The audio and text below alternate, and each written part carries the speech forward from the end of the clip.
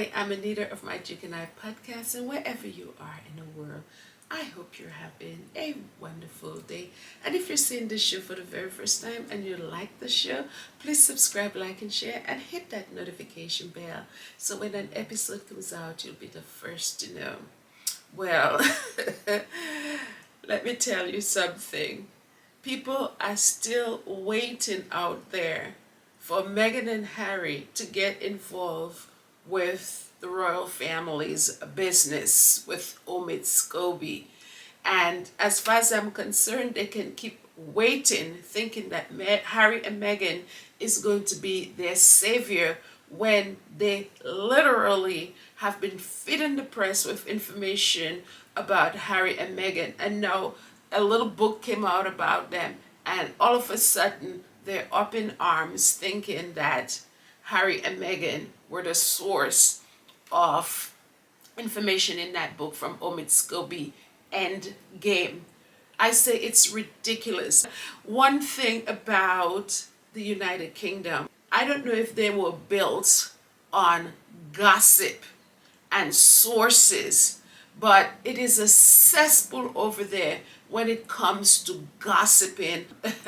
And they said the Industrial Revolution started over there, but I think they're wrong.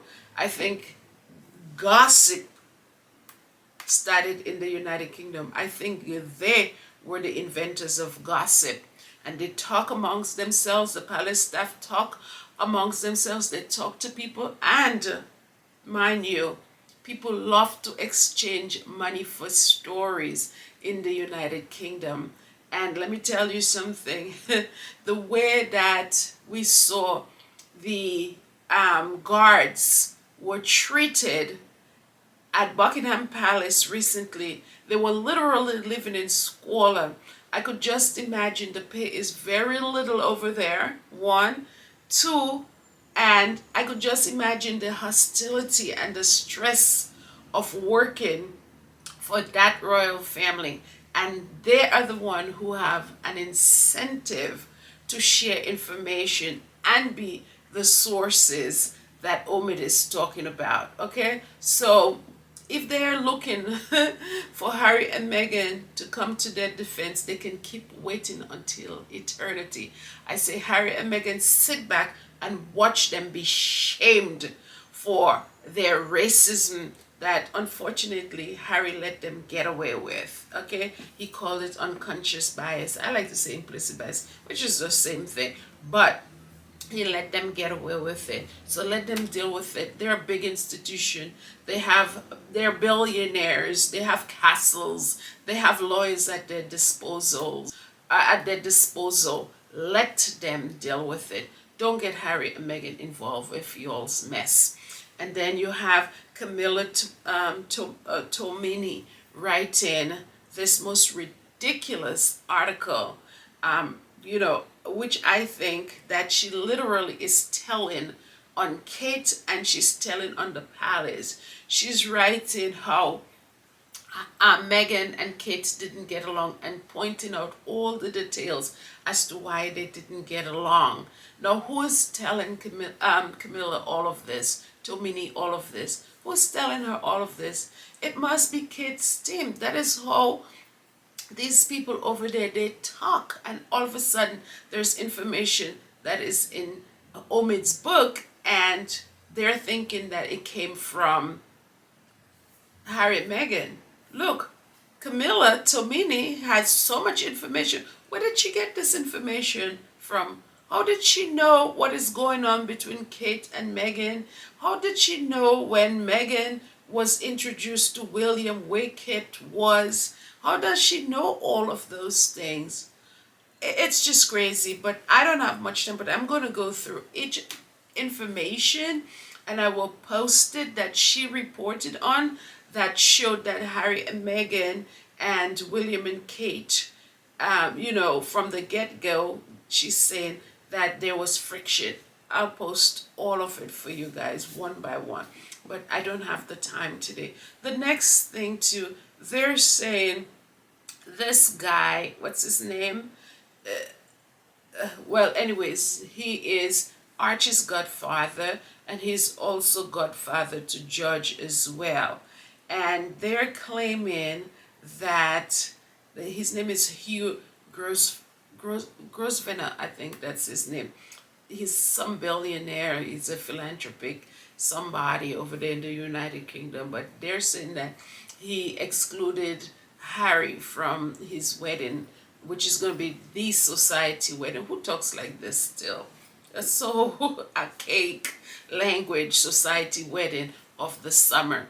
And Harry was snubbed, and instead William and Kate and the royal family is invited. Who knows, guys, if Harry didn't say he didn't want to be there? Who knows? We don't know.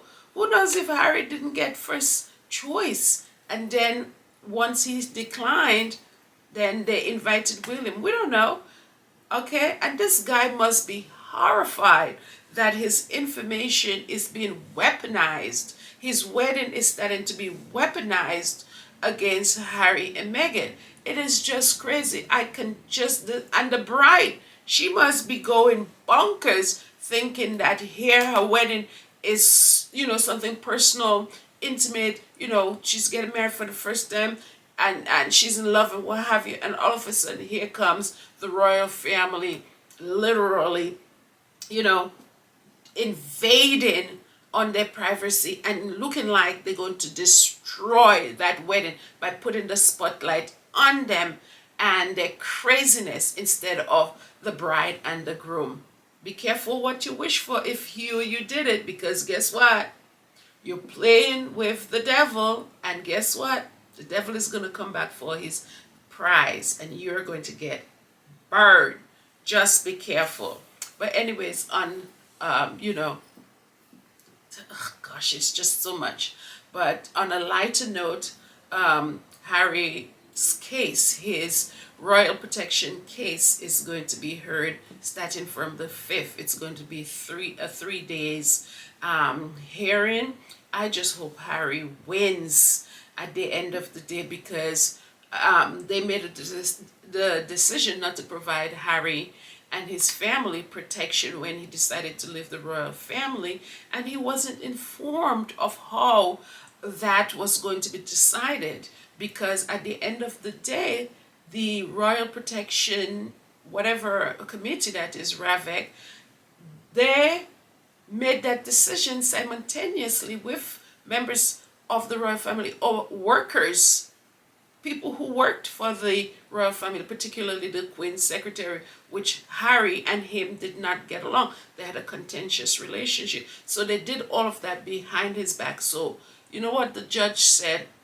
Hey, he's going to provide Harry a fair hearing, because it wasn't fair in the first case, because Harry wasn't prepared in the sense that he didn't know who was involved, and it's only after the fact that he found out, and it was never going to go his way as long as the royal family was involved, because remember, they wanted Harry and Meghan to be slaves. Okay, for them, they didn't want them to go based on violent time. So here they're living, they obviously not going to try to help them in any way they can. So the judge said that Harry's case can be heard. We don't know if we're going to see Harry over there, but I hope he would surprise us and be like, yeah, in your face, people, I ain't got nothing to hide. Here I am. And what? Okay? That's my feisty side coming up. But anyways, that's all for now. Until the next show, make sure to hit the like button on your way out. And if you haven't hit the notification bell and subscribe as yet, be sure to do so. This is a fast one. I'm sending it out just like this. No editing. Take care and love all of you guys. Bye.